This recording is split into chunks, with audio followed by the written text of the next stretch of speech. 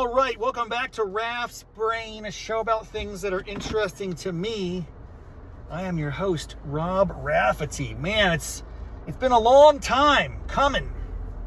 A little drive and jive action. This one's kind of unplanned, you know.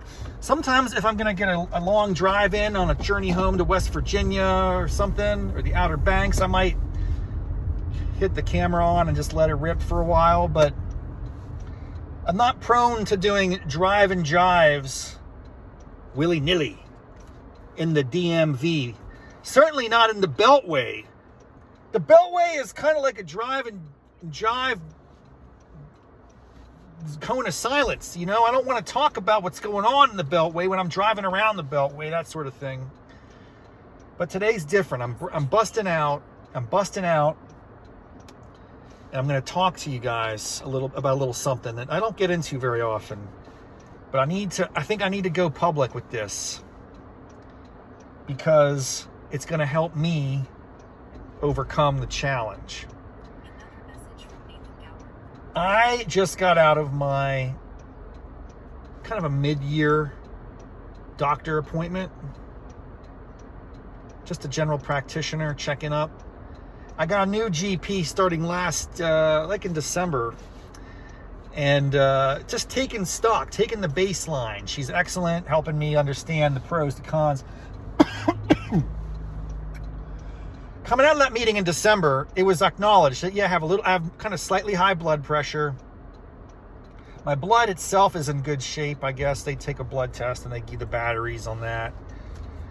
A little low vitamin D or something, whatever. I should just get some Centrum Completes on that. A couple Flintstones a day, whatever. But the blood pressure is problematic, man. It's not even unusual. This is a common plight of man. Apparently, as we get older, our bodies start to fail us, and the blood vessels in the heart and all that stuff. But there's a lot of it that's also within our control. By the way, I've had this little blood pressure issue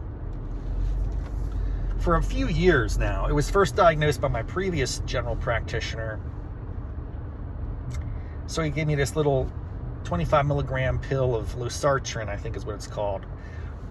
Drug names are just off the hook. They don't make sense. They're ridiculous. I know there's something about that. There's a whole science and art to it, but we all know this. It's not even worth riffing on. But losartan, or Sartran, whatever it's called. And I don't know. I guess it's not working. I got to get more of that. So I'm going to double down on the losartan. That's the symptom, dude. You're attacking the symptom, not the problem. The problem is you're a fat piece of garbage. The problem is you eat like a pig. The problem is you stuff your face at all hours of the day. When am I walking around that I'm not consuming excess calories?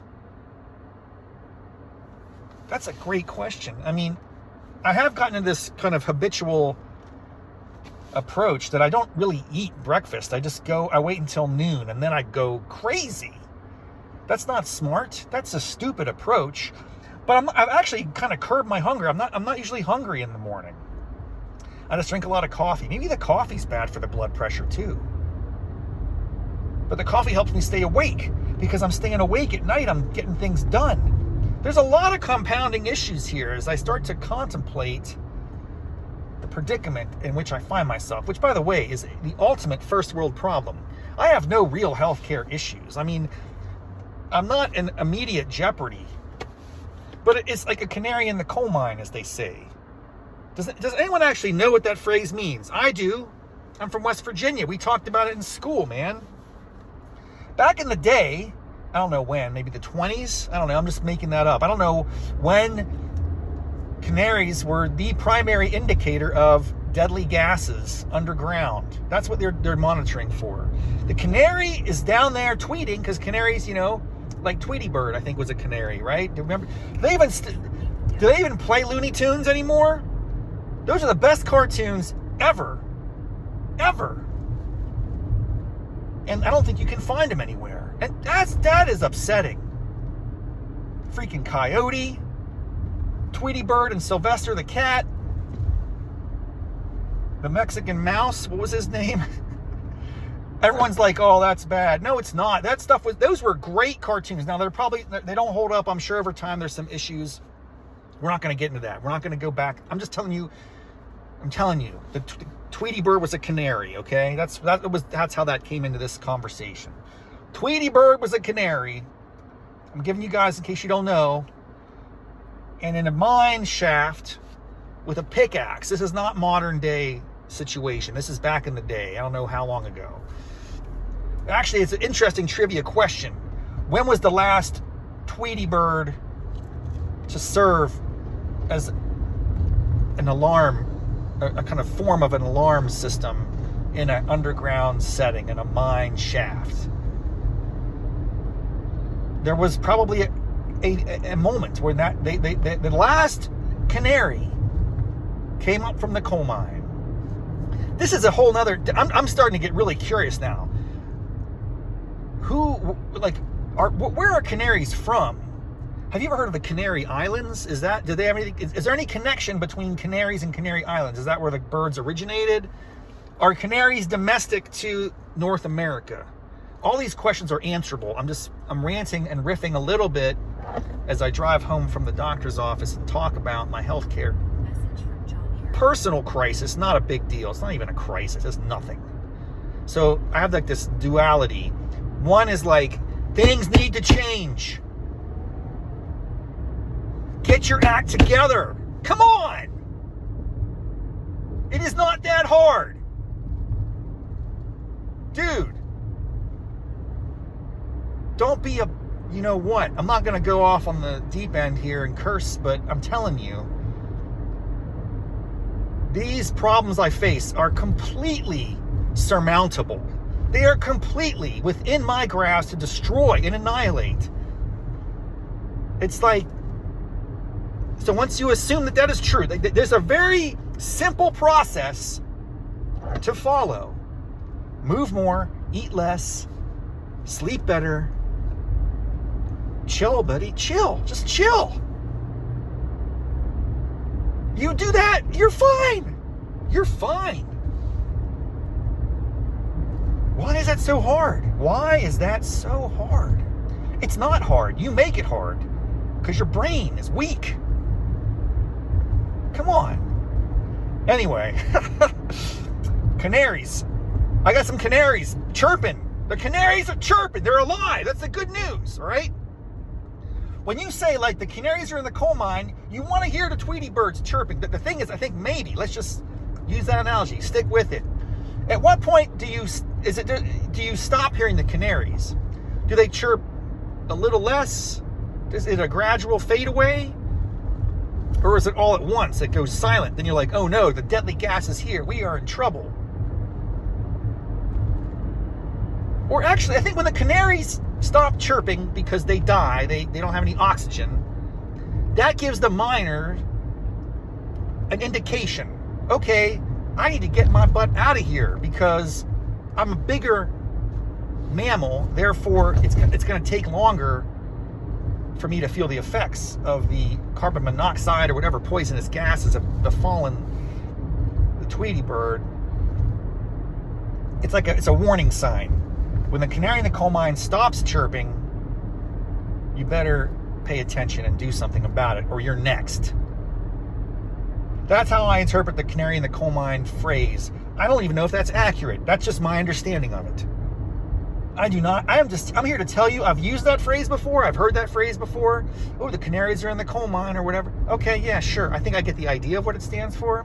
Like, you got a warning sign. Well, I got the canary in the coal mine warnings. That's been going. Actually, the canaries in the coal mine, that's been there for a while for me. Like, for the past couple of years. Anytime you get on a medicine you do not need, it's due to lifestyle choices, then that's on you, man. That's on the canaries. Yeah, like, I don't know. What am I saying? What am I saying is I need to come up with a plan.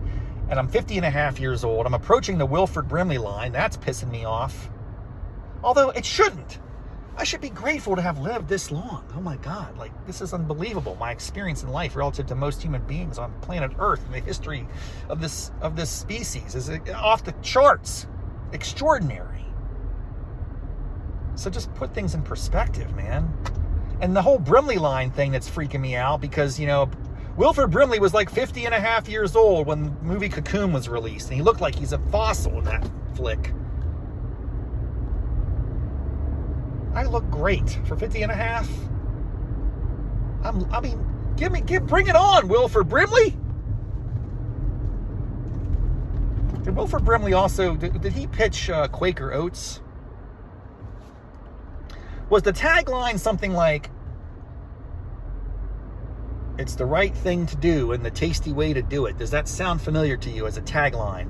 Like, where's the beef, right? Or everybody deserves a break. You deserve a break today. That's McDonald's. I'm giving you like the old 80s slogans. I'm loving it, I guess, would be the new McDonald's. The different slogans in life. Some of them are a little more obscure. I want to say the oatmeal. What is that, Pilgrim? No, it's not it's a type of pilgrim. Not a colonial. You know what I'm saying, though? It's one of those characters. I can see his face. I can see it right there in front of me. Damn. He's like got a gold buckle on his hat. A pilgrim. Isn't that a pilgrim? What is Quaker? A Quaker! That's what I'm talking about. He's a Quaker. Quaker Oats, baby. Quaker. And I think that Wilford Brimley pitched that in the 80s. And I think one of the taglines, if I recall, was something to the effect of Quaker Oats. It's the right thing to do and the tasty way to do it. Does that sound familiar? Am I totally going down the rabbit hole on that? Is that wrong? Am I crazy? Somebody, please validate me. Or is that one of those memory hole things where I'm on a different timeline? Wilford Brimley, Quaker Oats. Google it. Somebody. Don't let me forget that. My point is, as I approach my house, this is a more condensed episode of riffing with, no, it's not riffing. This is Drive and Jive, because it was a short drive. I'm just going back and forth to my doctor here. She was very encouraging. She's like, this is totally within your control, Raff. You got this. I got now a nutritionist referral. I think what I'm going to have to do, which makes me angry, but and on the one hand, I should be grateful that I even have the option to do it. I may have to get access to a professional nutritionist to start prescribing my meals. I have to start tracking my diet. I do a decent amount of workout. I get lots of steps in, and I do yoga regularly. For those of you who know, hot yoga problems. But I probably got to do a little bit more cardio and strength work. I need accountability partners. I need an accountability partner or partners. And I need to put some money. I need to put some dough. Because when you put money in, you put skin in the game. You want results, right? Like, that is a common fact. This is it. This is the path. Invest in your health and wellness. Put literal dollars into it. Not just $5 here, $10 here. Thousands of dollars is probably what I'm gonna. It's gonna hurt. It's gonna hurt. It needs to be like a bit. Oh man, I'm getting charged out the yin yang to get advice from this nutritionist, or to go to have some dude kick me in the face and do lift weights all day or whatever. Okay, that sounds like fun. Spend money, but it's for a good cause, I guess. I'm just not happy about this, fellas and ladies. I don't think any women listen to this show because I'm such a weirdo. But the point is, I got to lose weight. I got to get it together. Or I won't, and I'll be fine for a while, maybe even a decade or more, maybe 20 years. I mean, I can live like this for a long time. I can manage these ailments. They will just keep upping these pills. Oh, I'll take a little bit more of this, Magic pill will fix everything. She even told me, oh, if your blood pressure doesn't go down from a little bit upper dose of this, we can add another one. And they work together. Like, what is going on? I don't want to get. I don't know. How many pills does one man need a day?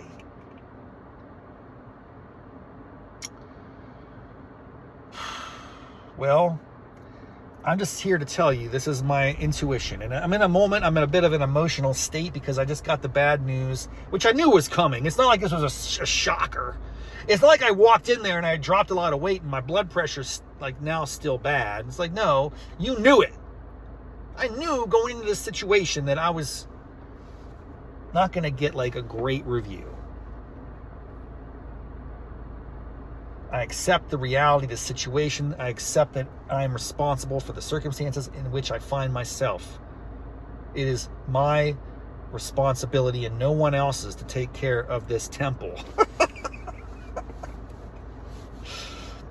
So listen, now what am I thinking about here as I wrap it up?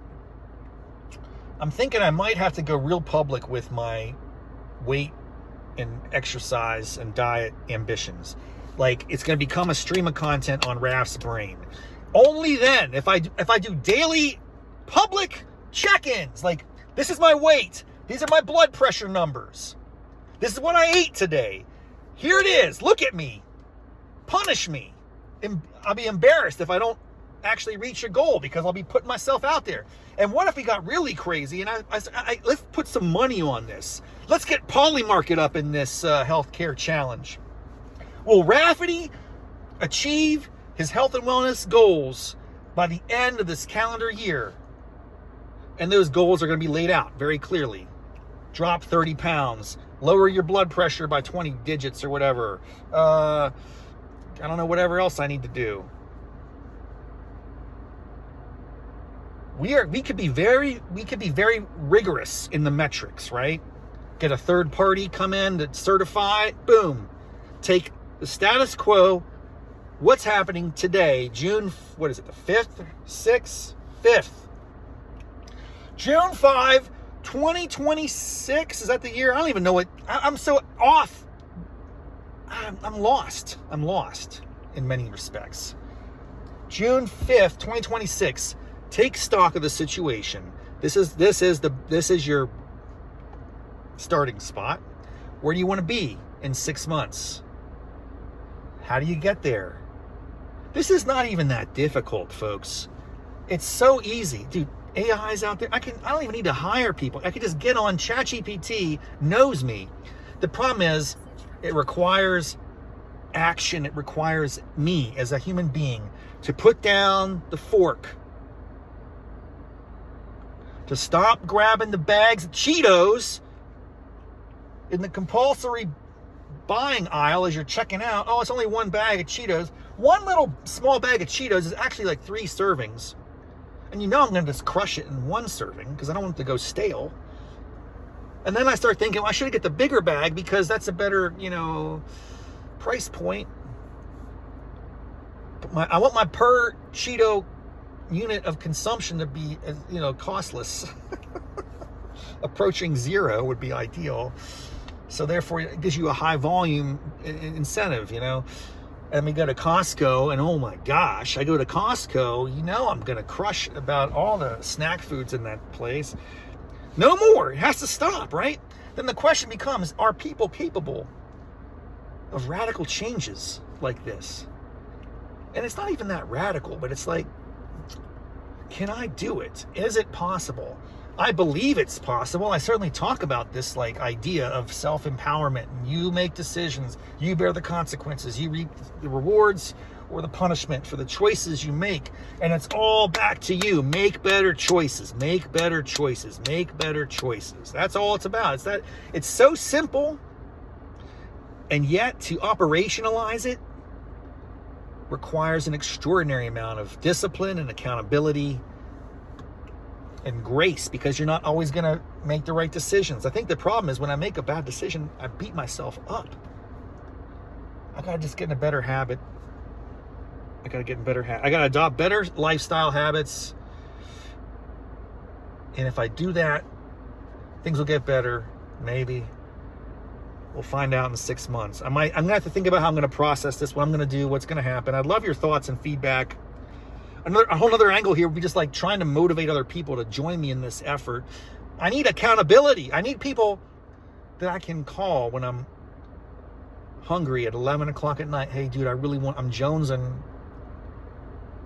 You know what I love to have is the big Cheez-Its. They're giant sized. And you can dip them in peanut butter, chunky Skippies. Are you kidding me?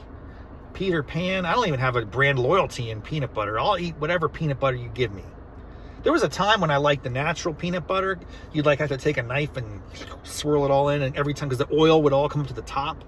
But I have to say, as an adult, I became more into the chunky. I don't know why. I love the super chunk, man. I'm all about it now. Anyway, you take a Cheez-It Giant and you dunk it in the chunky peanut butter at like 11:30 at night, right before you go to sleep.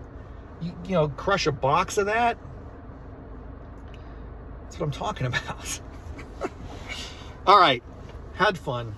Just putting it out there, man. I was motivated because I haven't done a Drive Jive in a while and had the kind of excuse to do it.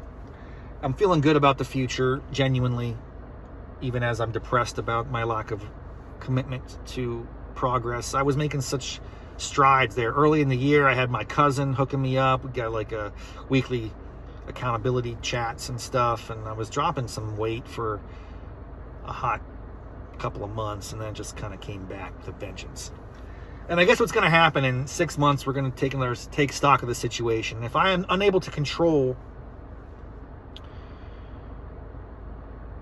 it could be time to just bite the bullet and go GLP-1 up in here. Do I want to do that? It just seems, maybe I should do that. We'll see. We'll see if it gets to that point. But I want to try and do it the old-fashioned way. Just give it one good last go. This is going to be my time to shine. I'm going to stand up. I'm going to overcome the challenge, or I'm going to buckle and crumble. And if I buckle and crumble, it's okay. I'll just get a pill or a shot. And then I'll be like, why was I making such a big deal? All I need to do is have these drugs curb my appetite, change my taste buds and my mind, mess with my brain, and change who I am fundamentally as a human being. That'll be good for me, I'm sure. So I'm going to give it one more shot, folks. The old-fashioned way, the American way. I'm going to spend some money on God knows what. I'm going to suffer immensely. I'm not going to like any minute of it. That's a whole other thing. If I could change my mindset on this and understand that it's not just like a 6-month challenge to lose weight. It has to sustain. I just don't know if I'm capable of making that lifestyle. Like, I've lived 50 and a half years pretty freewheeling in terms of my consumption. It's ebbed and flowed, and that's not sustainable. I have to have a mindset shift that says, hey, dude, you kind of just, that's all in the past. You're a different person now, right? I don't know if I'm capable of that level of transformation. It's tough to imagine. But we'll see what happens. Hey, thanks for being here. I appreciate you. And stay tuned, because it's going to be a saga, man. It's going to be a journey. And I could use your help and support. Or your scrutiny and mocking as I stumble and fall all along the way. I don't mind. You can laugh at me. Laugh. I don't care. Where are you? If you're laughing at me, well, how are you doing? Probably not so good either. We'll see how it goes. Until next time, thank you for being here, and stay tuned. I got a lot of great creativity on the horizon, folks. Some very exciting projects in the works.